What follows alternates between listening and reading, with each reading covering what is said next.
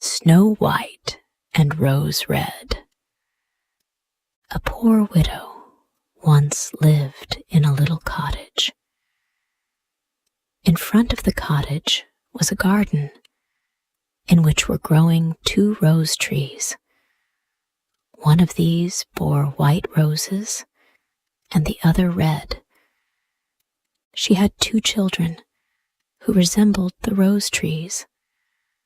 One was called Snow White and the other Rose Red, and they were as religious and loving, busy and untiring as any 2 children ever were.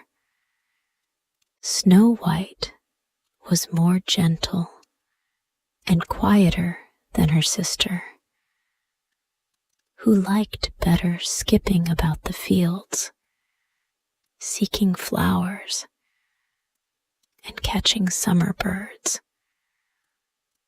while Snow White stayed at home with her mother, either helping her in her work, or, when that was done, reading aloud. The 2 children had the greatest affection, the one for the other. They were always seen hand in hand, and should Snow White say to her sister, "We will never separate," the other would reply, "Not while we live," the mother adding, "That which one has, let her always share with the other." They constantly ran together in the woods, collecting ripe berries, but not a single animal would have injured them. Quite the reverse. They all felt the greatest esteem for the young creatures.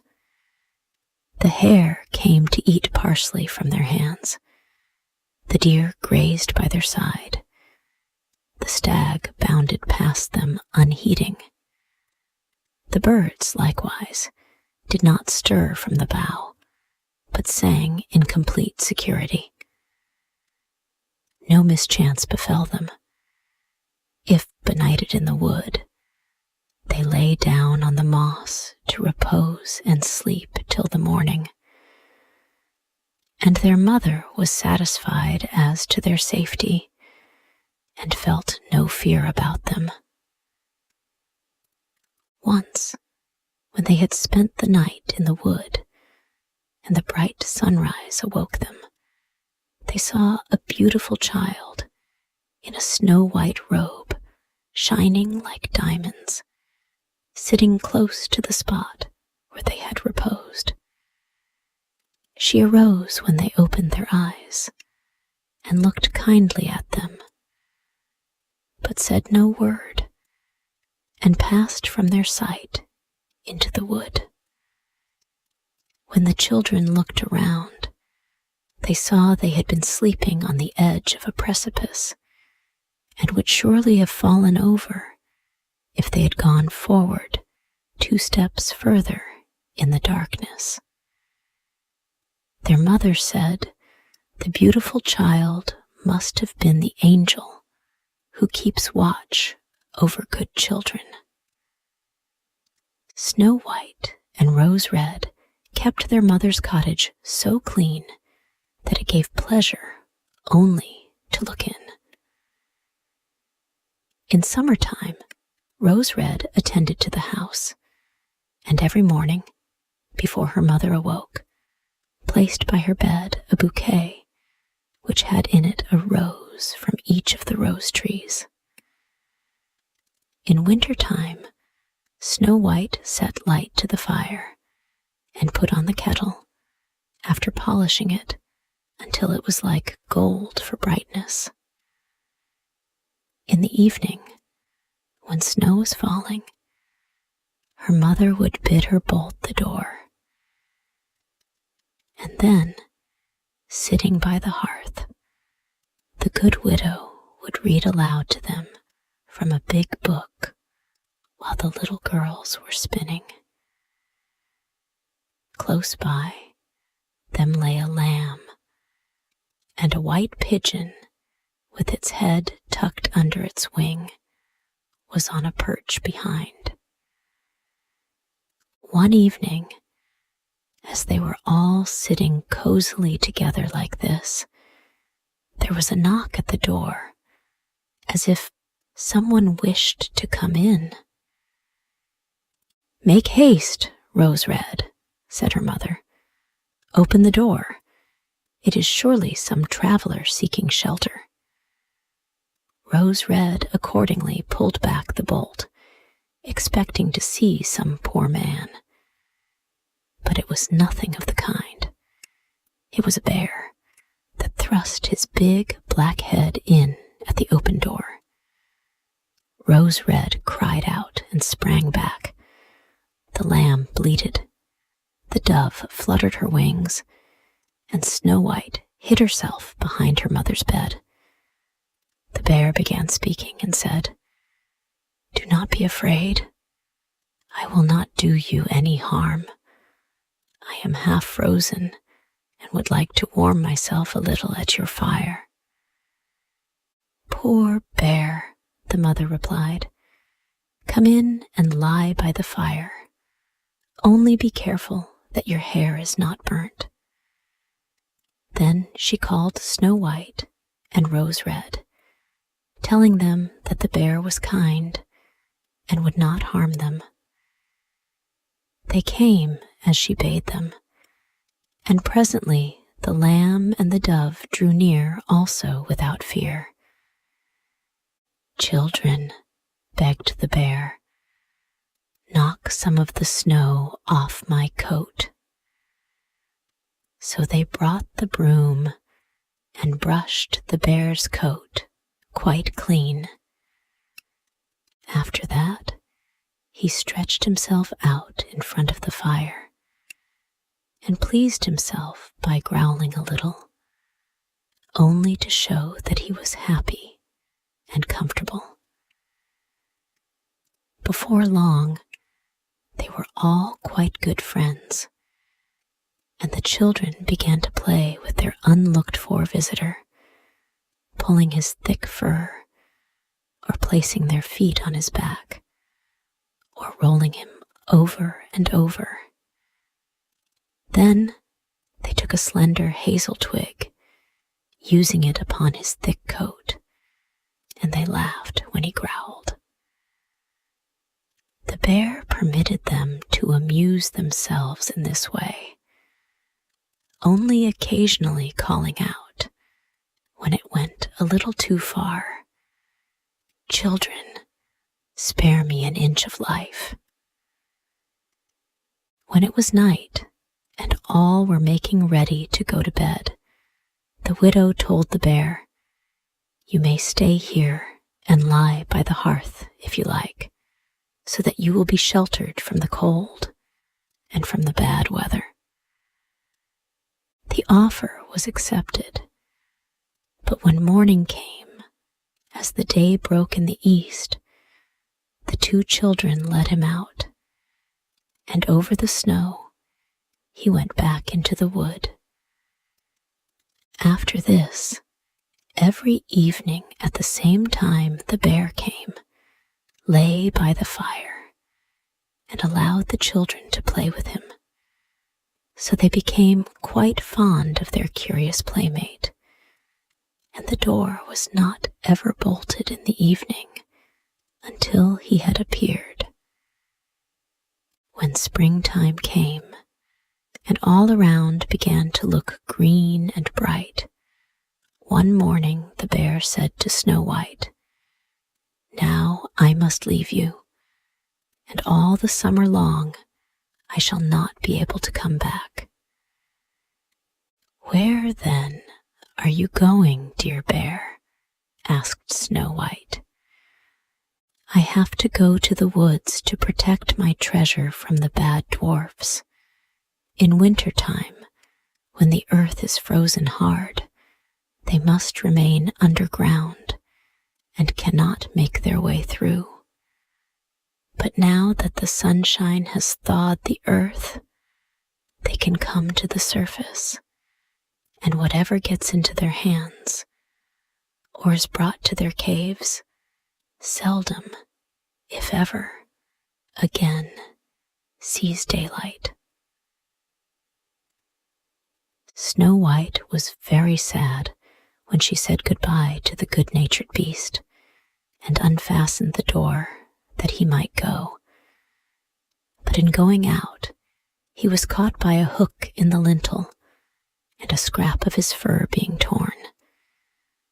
Snow White thought there was something shining like gold through the rent, but he went out so quickly that she could not feel certain what it was, and soon he was hidden among the trees. One day, the mother sent her children into the wood to pick up sticks. They found a big tree lying on the ground. It had been felled, and towards the roots they noticed something skipping and springing, which they could not make out, as it was sometimes hidden in the grasses. As they came nearer, they could see it was a dwarf with a shriveled-up face and a snow-white beard, an ell long. The beard was fixed in a gash in the tree trunk, and the tiny fellow was hopping to and fro, like a dog at the end of a string.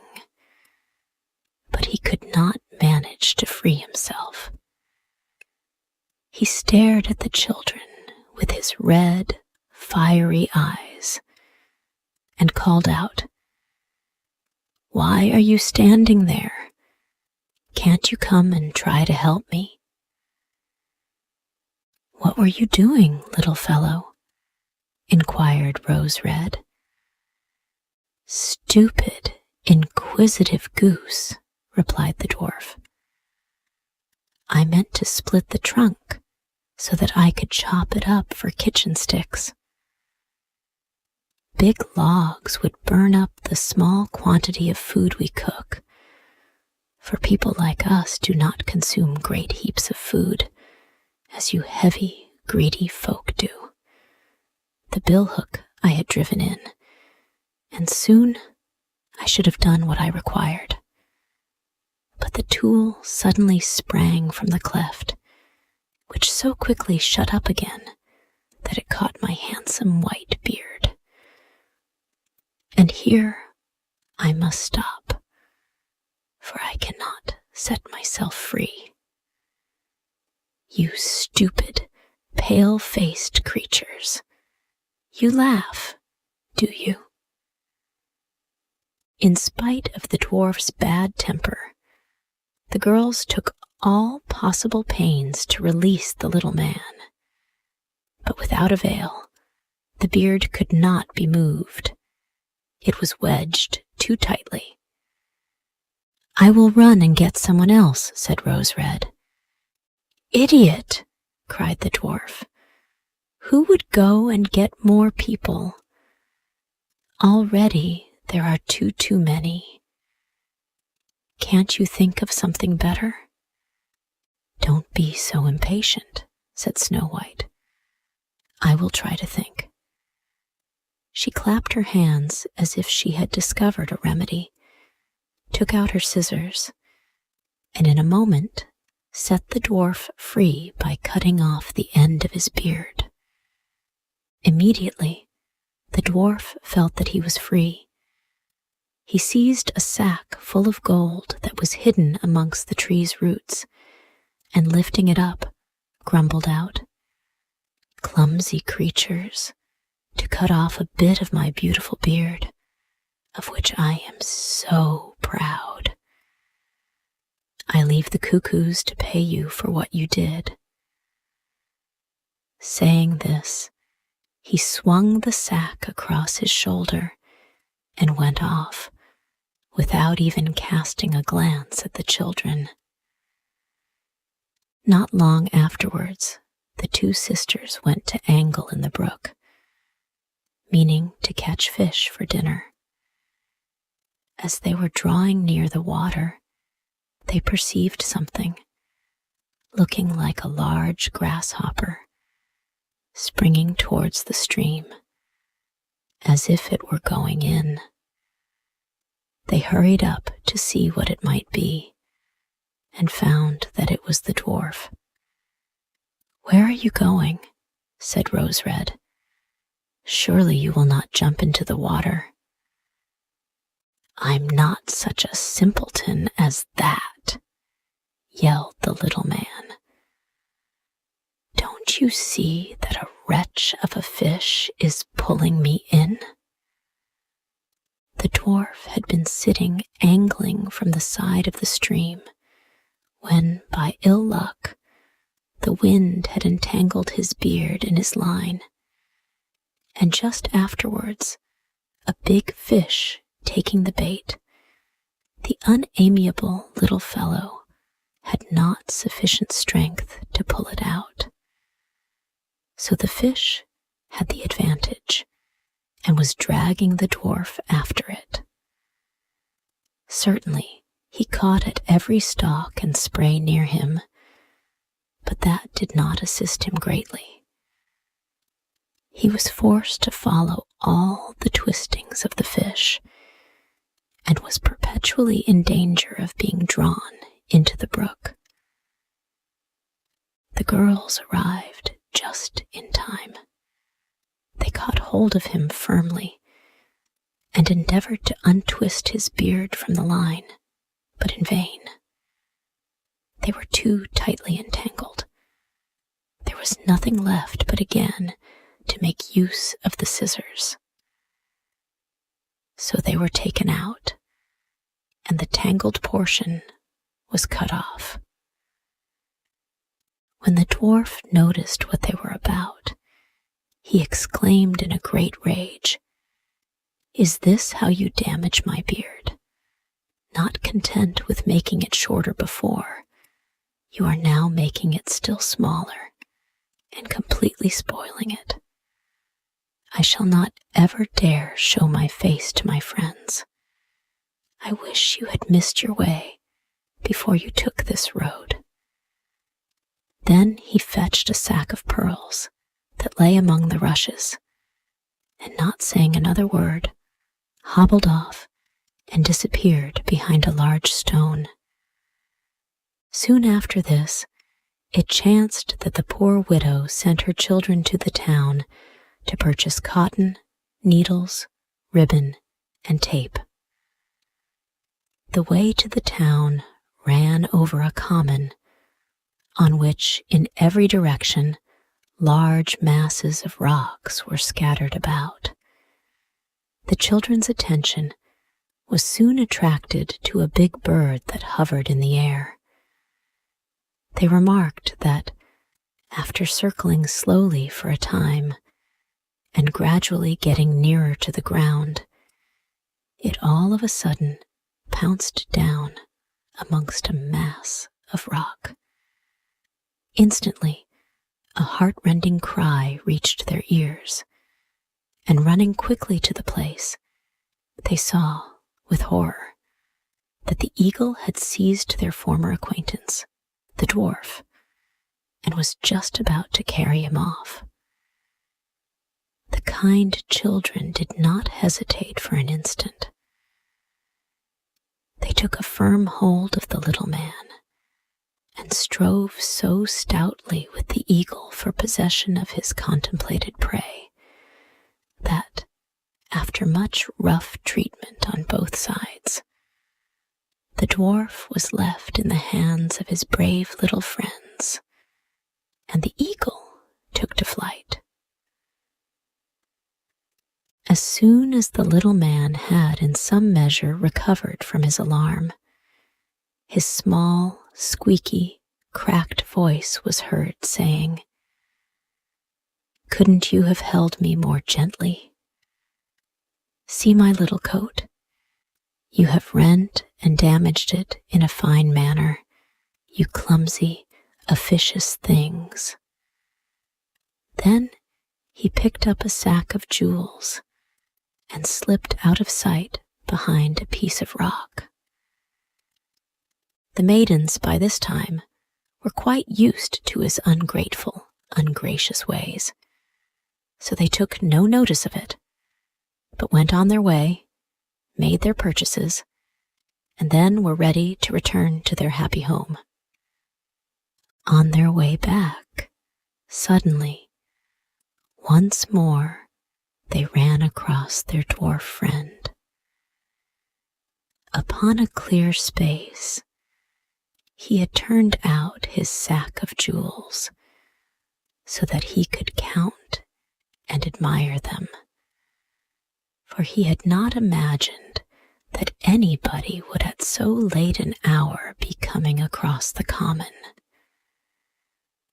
The setting sun was shining upon the brilliant stones, and their changing hues and sparkling rays caused the children to pause, to admire them also. "What are you gazing at?" cried the dwarf, at the same time becoming red with rage. "And what are you standing there for, making ugly faces?" It is probable that he might have proceeded in the same complimentary manner. But suddenly, a great growl was heard nearby them, and a big black bear joined the party. Up jumped the dwarf in extremest terror, but could not get to his hiding place. The bear was too close to him, so he cried out in very evident anguish, "Dear Mr. Bear, forgive me, I pray. I will render to you all my treasure. Just see those precious stones lying there. Grant me my life. What would you do with such an insignificant little fellow? You would not notice me between your teeth.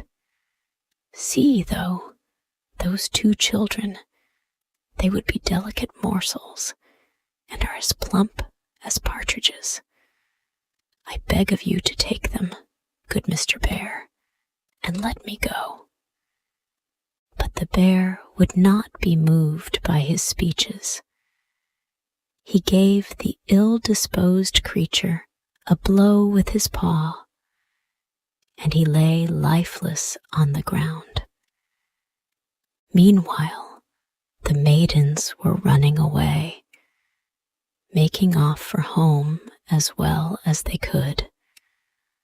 But all of a sudden, they were stopped by a well-known voice that called out, "Snow White, Rose Red, stay. Do not fear. I will accompany you." The bear quickly came towards them, but as he reached their side, suddenly the bearskin slipped to the ground, and there before them was standing a handsome man, completely garmented in gold, who said, "I am a king's son, who was enchanted by the wicked dwarf lying over there. He stole my treasure and compelled me to roam the woods, transformed into a big bear, until his death should set me free. Therefore, he has only received a well-deserved punishment." Some time afterwards, Snow White married the prince, and Rose Red his brother. They shared between them the enormous treasure which the dwarf had collected in his cave. The old mother spent many happy years with her children